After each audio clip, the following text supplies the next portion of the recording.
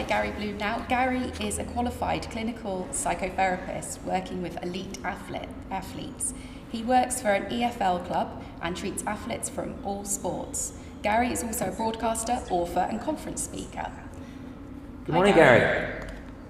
Hello, can you hear me? We can hear you. How are you? Yeah, really well, thank you. Great to see you both. Good to see you too.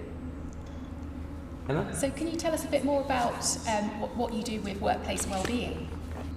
Blimey, it's a big one. How long have we got? I work with Oxford United Football Club, trying to work out with players, management, staff, young players, academy players, what they need to be better versions of themselves as footballers. I also work privately with individuals, other sportsmen and women, who likewise are chasing that elusive goal that we're all trying to chase, basically, of how do we improve what we've got, how do we improve our enjoyment of what we're doing, and in a very simplistic way, happier players are better players. And my understanding of their personal lives, performance issues, injury issues, difficult relationships I have either in the club or outside the club, will hopefully push them forward to something that they want to achieve. How have you found? I mean, obviously, I don't know if you were with the team during the playoff at Wembley. Just getting them into a new mental space to deal with playing without a crowd. How difficult was that? Did you play a role in adjusting them to that? Yeah, good question. It was a rather traumatic experience, as you can probably remember, Richard, when we lost to Wickham. Look, playing without a crowd is really difficult, and we did quite a lot of psychological research about how people motivate themselves in these difficult situations. How do we get up to do our jobs, especially when there is nobody there to watch us do that? And most of us, that's every day. But if we just move the argument slightly to one side, or the example, how would an actor feel on a stage when there's no audience there? And that is a really interesting psychological problem. There are two sorts of sports people, essentially. One, there are sports people who just love playing the sport they play and would play it for fun on a Sunday or just recreationally. And there are those people who are entertainers who really are motivated by doing what they're doing in front of a crowd. And my job was to help motivate the people who were especially entertainers, because those people can make a massive difference to how a sports fixture plays out. How we do that is by actually using other members of the team to motivate each other in a way that perhaps they weren't used to doing on a match-by-match basis when there was a crowd there. So it's about more vocalization, more encouragement. And it's interesting, though, that we look back at Wickham's success. Wickham had obviously primed the coaching staff, the substitutes, the directors in the directors box to become cheerleaders. And you know what? They were louder than Oxford. Yeah, I was talking to a Wickham fan the other day, saying exactly that they were all given the direction to sort of unnerve and rattle Oxford and put undoubtedly the better team out of their stride, which they succeeded in doing. Mind you, I did find it quite ironic that I was reading about Gary worked at the weekend, counting out loud between moves to alert the refs that the other team were time wasting, which he was a past master at Wembley. But I won't have too many sour grapes about that game. Gary, we wanted to talk about leadership and mentorship during COVID and how a leader can lead from home without being in front of the workforce. You know, what advice would you give in that particular area? This is a huge one. This is a really interesting topic, and I really feel today, and as I've looked at some of the bios of people you've got on, and it's fantastic conversations to be had around COVID and what we can do around COVID. But I think there is a real issue that is a silent issue that nobody has quite realized about the difference between working away from home and working at home. And this especially applies to young people, because young people learn about leadership by rubbing shoulders with people who lead by example, how we inspire young people. And today's generation, sometimes dubbed the net gen generation, find this really difficult. They have been brought up from year zero with mobile phones. Communication is an issue for them. The most common way of ending a teenage relationship these days is by ghosting somebody. Just stop any communication with the other party. Because young people find this going into conflict, conversations, listening, really, really difficult. Now, you now split up the workforce and have people working from home.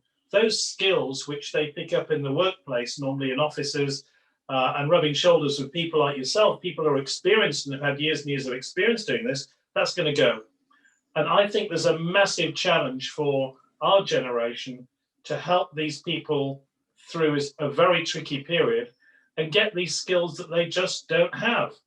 You have to learn these skills. You and I learned them by getting a telling off in the workplace, or by watching somebody communicate with other people. Communication is very different today than it was 20 or 30 years ago. Hugely different. We have to support those people. We have to teach them the skills. And this is a problem in our schools today. This is a problem in the military today. It's a problem in our sports clubs today, and especially relevant for today's seminar, really, really relevant in corporate organizations. We are letting our young people down if we do not address this. Gary, has your approach to well-being changed over the past 6 months? Well, hugely, because I, like everybody else, just like I am now, doing my work online. So I've got to think about how I look after myself, and a mixture of online work as a psychotherapist, but also what socialization I need to add in, because even an old so-and-so like me needs socialization to make me mentally well. So I deliberately have changed my working practice to make sure I have at least 1 or 2 days out of this study where I feel locked in at times and I'm at home, to make sure that my working week has some variety. Without that, I think I become less effective. And there'll be much, I've already seen some of the lectures that you'll be hearing today and some of the conversations you'll be having about Zoom tiredness. It is a phenomenon that people are just beginning to wake up to, excuse the pun, but people are becoming very, very fatigued doing hour upon hour Zoom sessions or virtual sessions going on, because the information sometimes when you're wearing these things, these little earbuds, are coming directly into your head. Imagine that 8 hours a day. You don't get a break from that. So we have to think about working smart. We have to think about smart. But the thing I really want to concentrate on today, I'm just going to jump sideways and back to Richard's question. This concept of leadership has to change. Otherwise, we're not training people to be effective leaders in our organizations in 10 years' time. And then what are our organizations going to look like? You referenced to the next generation, but generally, I mean, teams that we have been used to spending time with and seeing the whites of their eyes, and you know, I have regular conversations with my team, and they've all been fantastic working from home. But I don't see if there's any worry in their eyes, I suppose, by looking at them on a Zoom screen. I can't detect if they're in a particularly bad mood. They join me at 9 o'clock and we go off at 9:30. We do have one-to-ones, but even that isn't necessarily the ideal place in which to reveal that they might be having particular challenges. So how do we get to see what replaces seeing the whites of the eyes of someone face to face if we're having to do it all remotely? I think you put your finger on a great issue, and the word that comes up for me here is vulnerability. How do we be vulnerable? And young people find it incredibly tough to be vulnerable with anybody, especially people who might be in a position of seniority in an organization where they work. And young people, and we find this in the football clubs especially, see vulnerability as a weakness. I'm not going to go to my boss and say, you know what, I've not a clue what I'm doing here. Because what are the repercussions of that? What are the repercussions of turning around to your boss or somebody in your office, say, I'm struggling. I've got real huge personal problems going on in my life with my parents or my loved ones or my partner or my grandparents. They might come and say to you, Richard, everything's fine. And maybe you have an outstanding team I'm not suggesting you don't, but we're looking at a wider level here. And I would say that vulnerability is a real challenge for young people. People who can come into a workplace and say, I'm sorry, I'm having a struggle. I don't know what I'm doing. My sales figures are down. My KPIs are down. What do I do? And they're not rubbing shoulders with you every day. This is where the communication skills become really, really important. And I've run programs inside corporate organizations which are specifically designed to address some of these issues. When people can come to you and say, you know what, I'm having a terrible day. I don't know what I'm doing in your organization. I haven't got the skills to do my job effectively. I don't think I'm getting on as well as I should. Maybe that's a perceptual thing for them. Maybe they're doing just fine. Somebody said to me the other day in a counseling session, I just want my boss to say, it's okay. But I'm not seeing him every day. And trying to find some time on his Zoom calendar is really, really difficult. So that little bit of mentorship, that little bit of putting your arm around somebody's shoulder saying, well done, keep on. This is, in the virtual workplace, this is disappearing. And that can create mental health issues for people who are desperate to get on, but need that little bit of encouragement sometimes that they're not getting. And look the other way around, and we just had Dom talking about how he's managing to keep his team going at 400. And one of the ladies in the video that we ran earlier was saying how, you know, it's not easy for him. You know, looking at the leaders and how a leader can continue to lead without that team around them in a live space. What are the danger signs for them? When it's such a huge team, you have to break it down. It's called chunking. It's a psychological term for this thing, when you break things down into smaller teams. So I'm sure he has team leaders who are looking after a fairly hefty number of people. But I'll pass on to you two what happens inside a football club. I'm responsible ultimately for the mental well-being of, if you think about the academy staff, the kids, all the way through to the first team, maybe 60, 70, 80, 90 people. It's impossible. When you get to 400, it's certainly impossible. You have to train everybody in the workplace to be on the lookout for the telltale signs, the changes of behavior, the changes in work scheduling. Is the person doing something differently in their working lives that they've not done previously? And just teach your workforce to check in with people, maybe not during the day, but if every person in the organization just rang up 2 of their work colleagues and said, look, I'm just checking in, seeing everything's okay. You didn't look right on the Zoom call. You know, you looked unshaven, or your hair wasn't right, or, you know, you weren't in the same position that you're normally in when you do these Zoom calls. We had to do this at Oxford United. We had to pick up telltale signs that certain players were engaged during lockdown when they were doing Zoom training. So they were training in front of a Zoom camera, et cetera, et cetera. We had to pick up those telltale signs and then pick up those people at a later date and say, look, you didn't look right. Something's not right. And usually, because you know your workforce pretty well, or the team leaders will know the people underneath them pretty well, you'll be able to pick that up. But they need training. You need training to know what you're looking for. About the leader, him or herself, and their well-being as well, when they've had a lot of the sort of face-to-face contact taken away from them.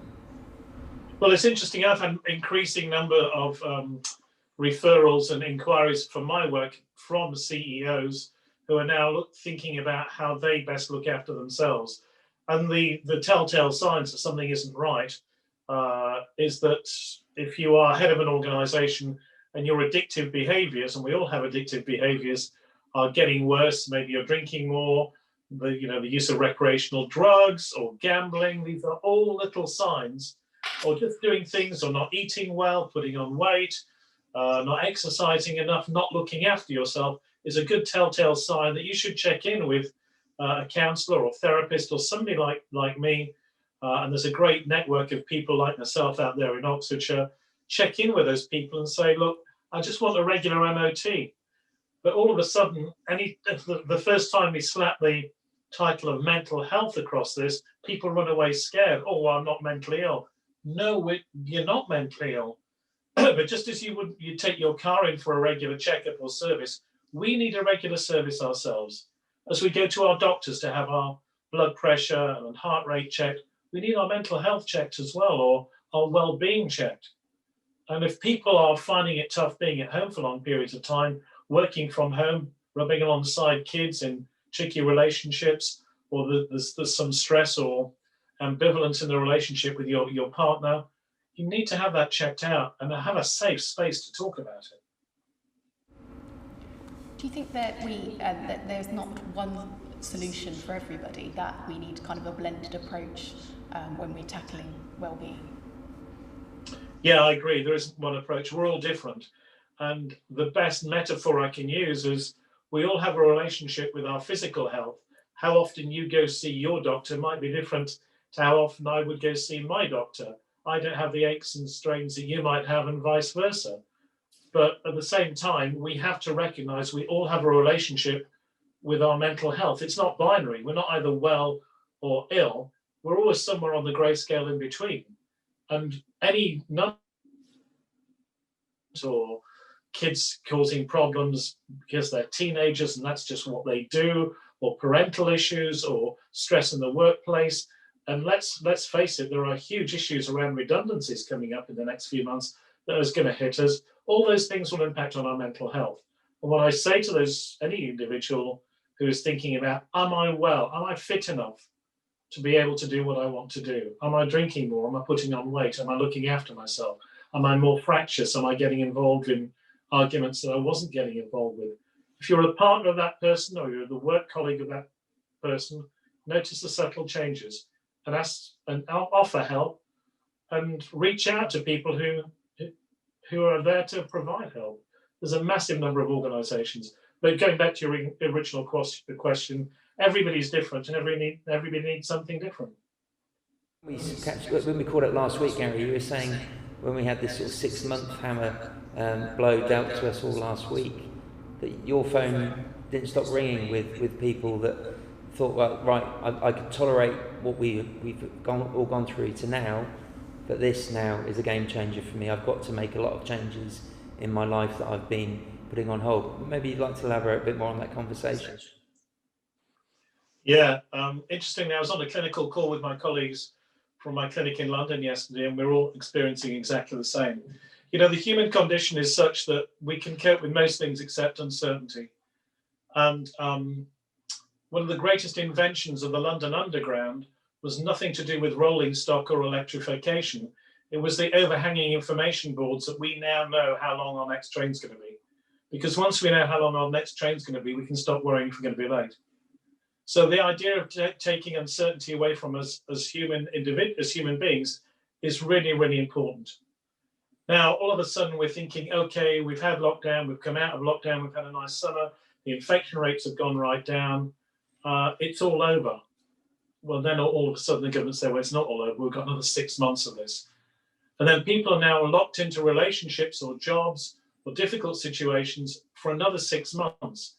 And a lot of people have got to the end of their tether and say, this is a relationship, this is a job, this is a situation that I was just about able to tolerate in the old way of doing things, in the government's original plan. But now it's not going to change till March of next year. A lot of people have said, enough is enough. I can't cope with this anymore. And I was talking to a colleague yesterday, and they said it's really, really unhelpful to think of the COVID situation as something that will be over by March. I'm not a big fan of the government saying, oh, by March we get back to some sort of normality, because that's the implicit message they're giving. We get to March and we'll go back to normal. I think we have to look at COVID as a 3-year cycle. And that is a much more realistic way of dealing with what we're dealing with. And when I say a 3-year cycle, I mean in terms of medicine, I'm talking about vaccinations. Maybe it'll come a bit sooner, who knows. But in terms of businesses, we have to look at this as a 3-year plan. And anybody who's looking at their careers, how they're going to work, planning for investment, planning for growth, planning for recruitment, has to look at this as a longer thing than March. Otherwise, we are continually getting to that point and being disappointed again. And what's it like? Sorry, Emma, did you? No, you go. What's it like for somebody like the manager at Oxford United when he's got to lead his team publicly? Does he? I mean, obviously you have a lot of one-to-ones with the manager, I would imagine. How does he feel being more exposed, I suppose, without that cushion of sound from the crowd? Does he temper his instructions to the players, or is he as vocal as he would normally be? I think that's a great question. It's a bit of a curate's egg. It's a mixture of a lot of things, Richard. First of all, Carl Robinson, the coach of Oxford United, is able to coach a lot more because he can make his instructions very clear to the players in a quiet stadium. And if you've been into a stadium since lockdown, it's an extraordinary feeling. You can hear everything, but the players can also hear the manager as well. So the quality of coaching, I think, is really important. But at the same time, football fundamentally is change. So what would normally happen, we had a situation a couple of games ago when we played Sunderland. We went a goal down early in the second half. Normally, if that were to happen in a football stadium, the home fans get behind the team for roughly a 10-minute period. And the team often feed off the excitement and noise and that human emotion to attack the other team. That is really bog standard in any sporting scenario. One team scores, the home team get behind the team who've just conceded, and off you go again, and we really try and get back in the game. It's called the challenger state, the challenger mind state in sports psychology. When we went a goal behind, absolutely nothing, flat as a pancake. And actually, it emboldened the away team. They're saying, there's no atmosphere here. Nobody's screaming and shouting, urging Oxford to get forward. And it really changed the whole nature of the game. So there's good bits, there's bad bits. The away teams obviously enjoyed it. The home teams, I think, are finding it harder. I think it's improving creativity on a sports field because people are less frightened of making mistakes. So you have a shot and you shoot wide, you're not going to get that groan by 15, 20,000 people going, oh, what the blood are you doing, that sort of stuff. That goes. So I think that's why we're seeing a lot of goals now in matches behind closed doors. I think that's why you're seeing lots more mistakes. That's why goals are being scored because people are prepared to be a bit more adventurous because there's not a crowd to boo or whistle or shout rude things. Gary, if there's businesses out there today that want to, that they're very excited about what you're saying and they want to get in touch with you, what's the best way of them doing that? Richard Rosser would be a very good way. He's got all my contact details. So I am online. Am I your agent, Gary? I didn't realise that. I met you through your agent, so I don't think you'd be very happy about that. My details are online. If you look at the counselling directory, I would say very, very quickly that the way I work in corporate organisations is quite simple. I teach people to listen, not hear. Hearing's a biological thing unless you're hearing impaired. I teach people to listen. Great example of somebody unable to listen was the presidential debate last night. US president unable to listen. Then I teach people, once they've learned listening skills, how to communicate with people, how to let other people know that you've heard them. This is a skill. This is not something we're born with. And the third thing I teach them is conflict resolution, because all of us have to learn how to go into conflict. You're knocking on your boss's door and asking for a rise, that's a conflict situation. If you're trying to get on with your partner at home, that's a conflict situation. And those three things, once you have mastered those three things, things flow a lot better. And I would say that any organization where you have discord, especially at boardroom level, or there is cultural differences, intercultural differences, think about that three-step plan. Are people listening to each other? Are they able to effectively communicate with each other? And is there conflict resolution? Is that easy inside your company? Brilliant, Gary. Thank you very much. Really appreciate you joining us this morning. And hopefully we'll see you in the flesh soon. Take care. Cheers, Gary.